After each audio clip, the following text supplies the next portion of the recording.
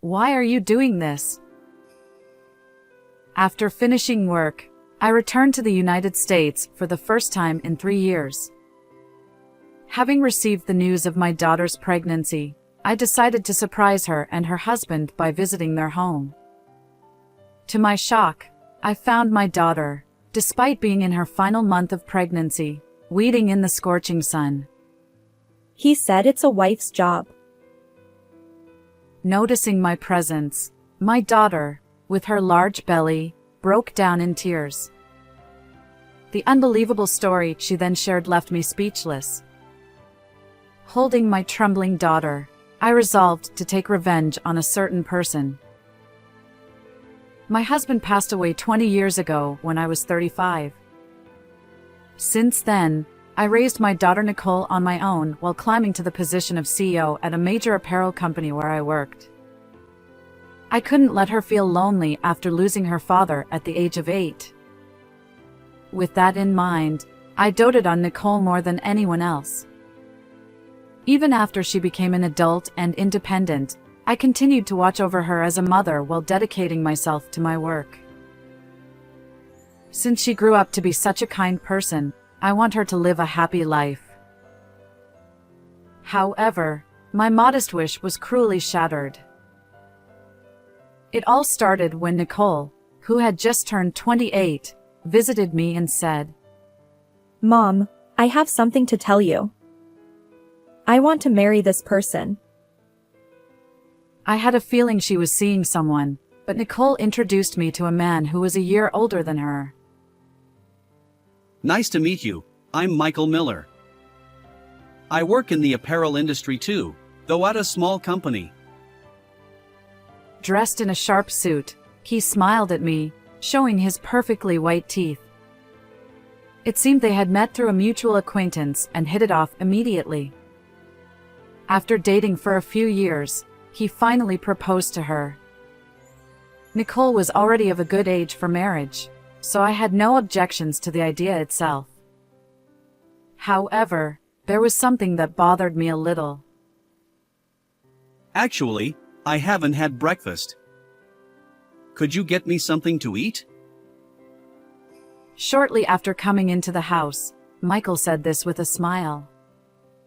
He probably didn't mean any harm, but I was a bit taken aback that he would make such a request to his girlfriend's mother on their first meeting.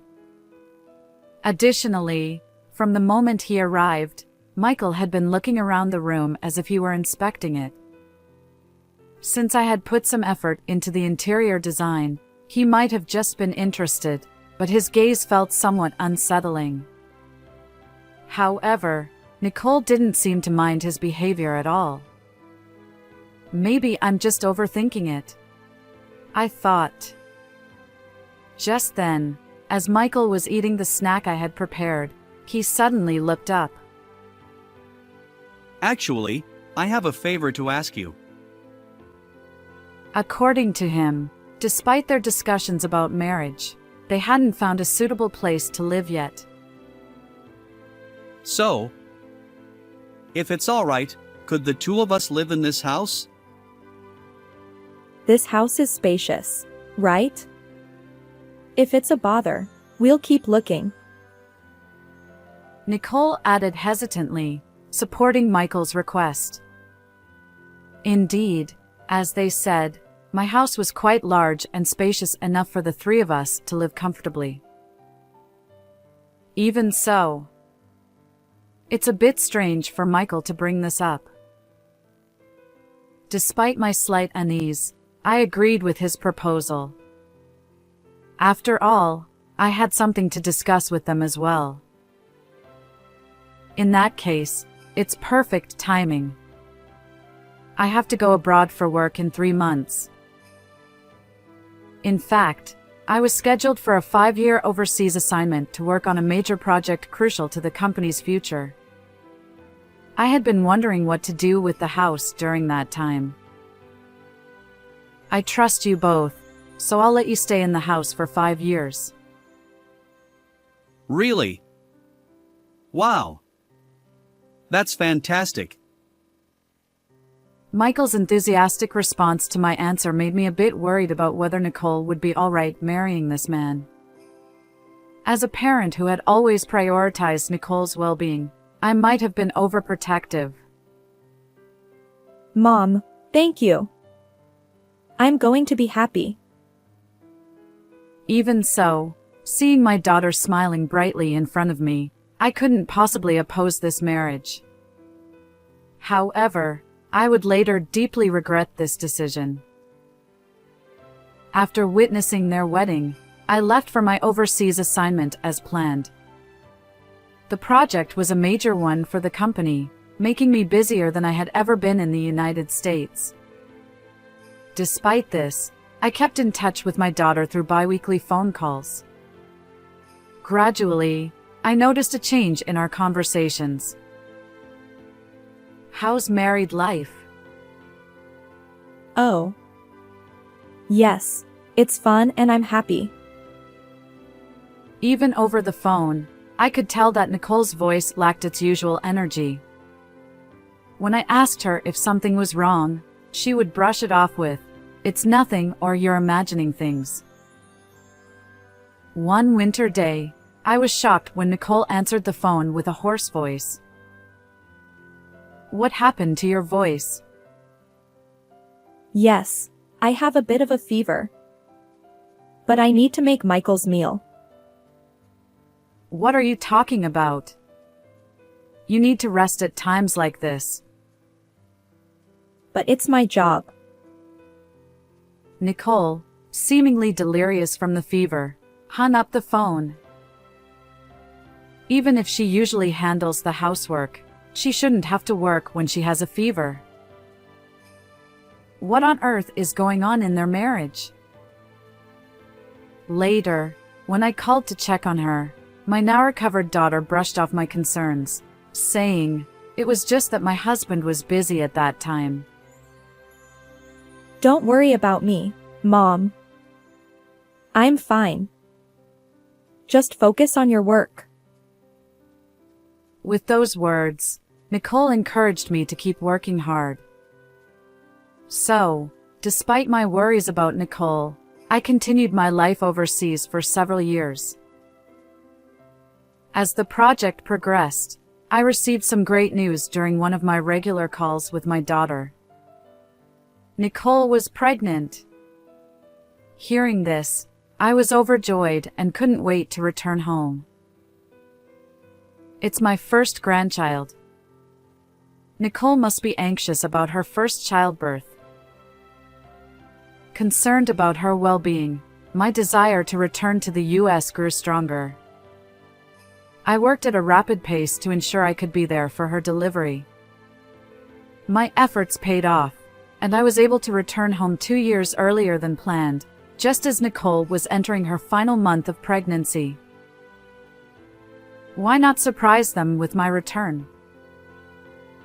With a heart full of excitement and a plane loaded with gifts, I headed back to the US for the first time in 3 years.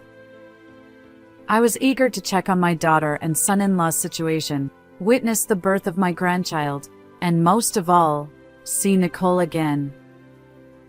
I was sure she would be surprised at first, but she would definitely be happy about my return. If she's pregnant, their marriage must be going well. Honestly, hearing about the baby had eased many of my previous worries.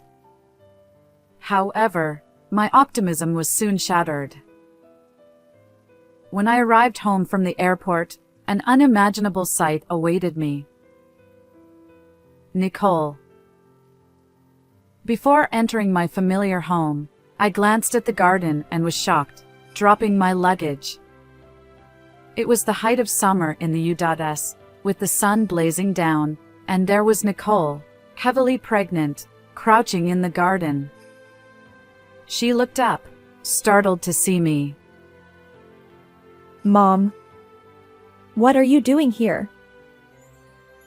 Upon closer inspection, I noticed she was holding weeds in her hands. Noticing my daughter weeding, I hurriedly ran over to her. "Never mind that. Why are you doing this?" There was no way a pregnant woman should be doing yard work in this heat.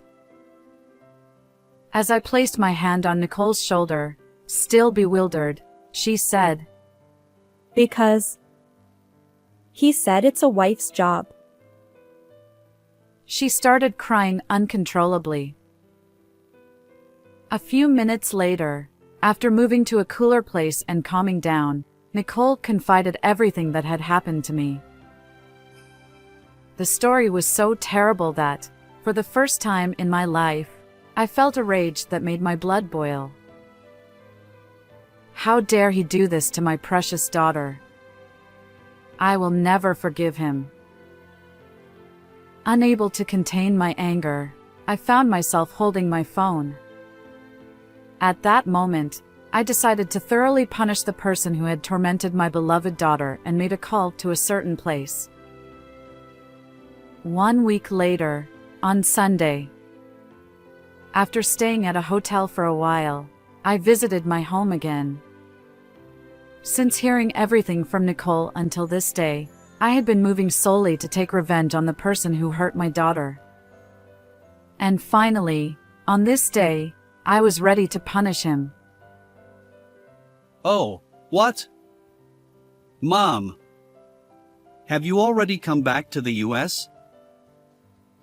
When I rang the doorbell, Michael, looking surprised, peeked out from inside. Yes, my return was a bit earlier than expected. I see. Well, Nicole is out traveling with friends, so she's not home right now. Although he showed a moment of panic, Michael quickly put on a fake smile. On the other hand, I frowned at his words, because I knew where my daughter really was. Don't lie. Nicole is staying at a hotel right now. When I snapped back, Michael shuddered in surprise at my unexpected response. After that, I took Nicole to a nearby hotel where we stayed together. Judging by the situation, it seemed he didn't even bother to look for his suddenly missing wife. What do you mean by lying to me? Weren't you worried that your wife was missing? No. Actually, I was just about to start looking for her. I didn't want to worry you. When I pressed him, Michael started making excuses in a flustered manner.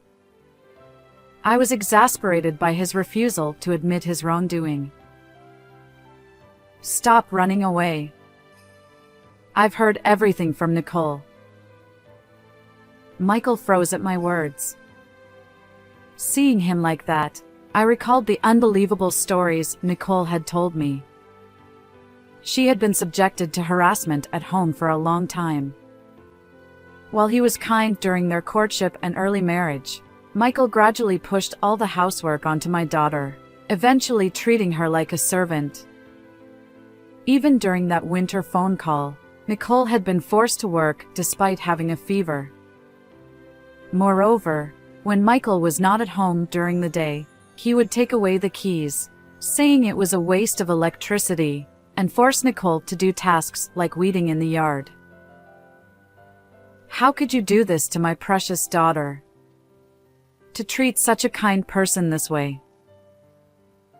I glared at Michael, who remained silent, clenching my fists. When I asked Nicole why she had kept all this to herself, she replied, I couldn't make Mom, who raised me alone, feel sad. How could such a considerate daughter be forced to endure such a draining marriage? That's just something Nicole is saying. I haven't done anything like that. Even now, Michael denied everything with a half-hearted smile, showing no sign of remorse. My anger finally reached its limit. If you're going to say that, show me the inside of the house. What? Oh, wait. Ignoring his attempt to stop me, I stepped into our home, only to find a completely changed living room. The custom dresser, the shelves imported from overseas, my favorite sofa. Almost all the furniture was gone, leaving only the bare essentials. It's become quite spacious, hasn't it? This is because Nicole said she didn't need them. Finally starting to panic, Michael made excuses with a pale face, but I stepped closer. Enough of your lies. I know you sold the furniture to spend on your mistress. At my shout, he gasped. After hearing the shocking truth from my daughter, I contacted a detective agency. For the past week, they had thoroughly investigated Michael's behavior. As a result, it was revealed that he had been neglecting my daughter and having an affair. According to the detective, Michael was quite generous during his dates, likely spending a significant amount on his mistress. This can't be. Why would you investigate me? Watching him lose his composure, I smiled. I had one final punishment prepared for Michael. Of course, you'll be divorcing my daughter. But you'll probably be fired from your job too. As expected, his eyes widened at this statement. What? Why does my job have anything to do with this? I've been working on a project overseas, and it's been decided that we'll be acquiring several companies. Yes. One of them is your employer. The shock was so great that Michael began to tremble. It was purely coincidental that we were acquiring his company, but I wasn't going to let this opportunity go to waste. I had informed the president of Michael's company about everything that had happened to Nicole. What they decide to do with you is up to them, but if it were me, I wouldn't employ someone who harasses his wife, cheats, and sells other people's furniture without permission. In my words, Michael finally broke down. No way. I married Nicole, the daughter of a big company, and now it all means nothing. Pulling at his hair, Michael finally revealed his true, ugly feelings, clinging to me with a pale face. Please. Could you tell my boss that it was a mistake? I'll apologize for everything I've done. I'm begging you. Desperately grabbing my hand, Michael pleaded, but I looked at him coldly. At first, I was angry at myself for not stopping this marriage, but ultimately, he was the one at fault. There was no room for sympathy for Michael, who had intended to mistreat Nicole from the beginning. I will never forgive you. Live your life regretting what you did to my daughter. With that, I shook off his hand and headed back to the hotel where my daughter was waiting, without looking back. In the end, Nicole divorced Michael. He ended up with a debt of $240,000, including $40,000 in alimony and $200,000 for the furniture he sold without permission. Moreover, due to my report and his habit of boasting about my influence at work, Michael was fired from his job. On top of that, his parents, who learned of the situation, disowned him, leaving him without a home, job, money, or family. Meanwhile, I returned to the US and now live happily with Nicole and her newborn baby. From now on, the three of us will work together to build a warm and loving home. How did you like this story? Please don't forget to subscribe to the channel. See you in the next video.